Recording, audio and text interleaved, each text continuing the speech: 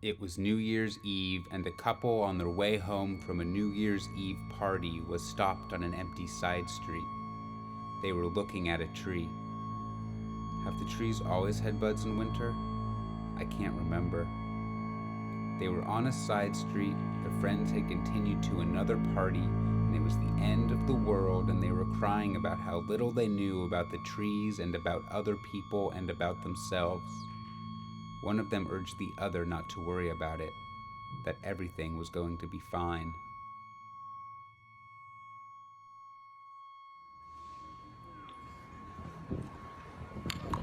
Okay, here I am drinking Fiji water in front of the store. I bought it $1.79 tax.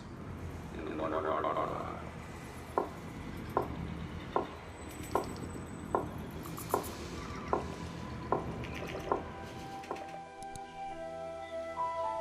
You woke up and walked to Walgreens. It was January, but it was 47 degrees outside, and you were no longer afraid of your pipes freezing, bursting, flooding, damaging, and costing you more money than you make in a year.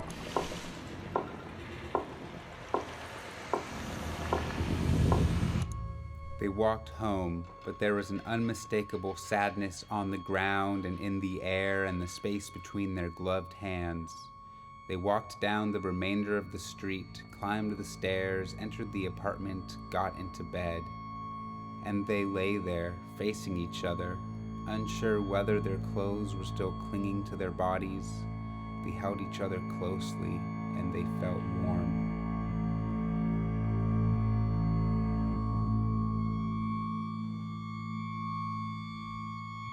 So you were celebrating, one step after another, thinking about all the things you had invented for yourself to think about that day, so you wouldn't have to think about anything real at all.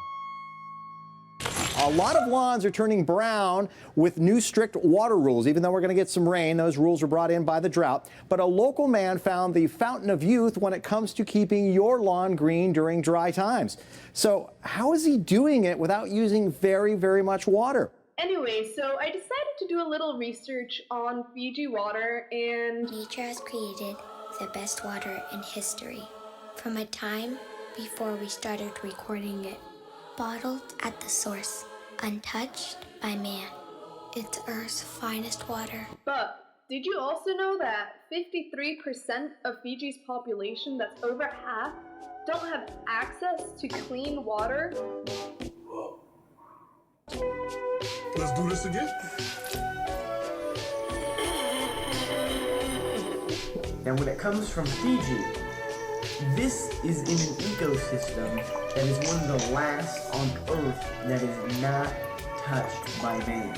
It does look very green, very earthy, very earth-friendly rather. It claims to be Earth's finest water. This bottle is pure aesthetic.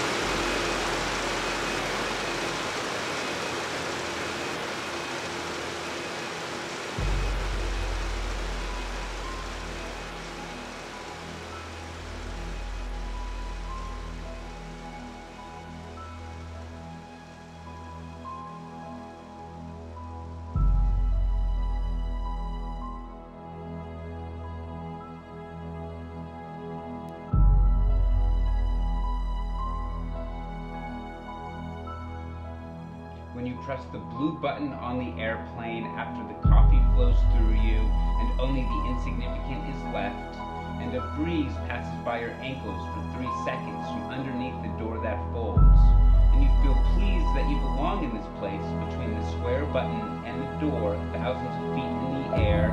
You feel pleased that you have a role to play, even if it is, in a sense, accidental, in a fragile piece of metal, self-contained, content with the rapid change of scale and a fleeting feeling of happiness that makes the whole trip worth it, you return to your seat. The air from the thing above you that is twisted half open reminds you of the faint connection to the world you felt earlier.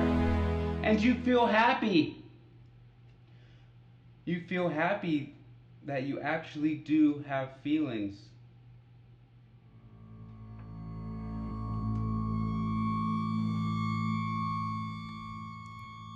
There was a sense that the bed was beginning to get soaked, or was a gesture toward being soaked, but they couldn't quite tell. They couldn't tell if the thin film of salty water came from their pores or from some other place. It was on the palms of their hands, and it was in their hair, and it was between the folds and the backs of their knees, and it was under their fingernails. The unknowable presence of water on them and on the bed implies the complete inability to comprehend how water could have gotten into them in the first place, through crisscrossing tubes and nebulous systems, and then leave them insignificantly. Was it leaving through their bodies or their eyes? Did it even matter?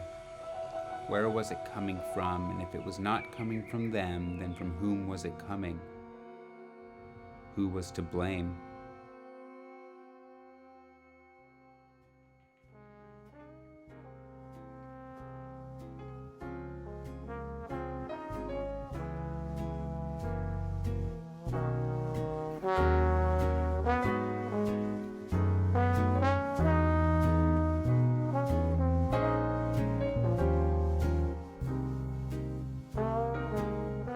Who's top?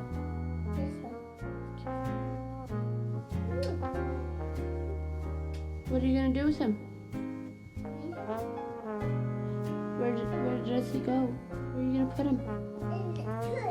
Okay, flush him. Yep.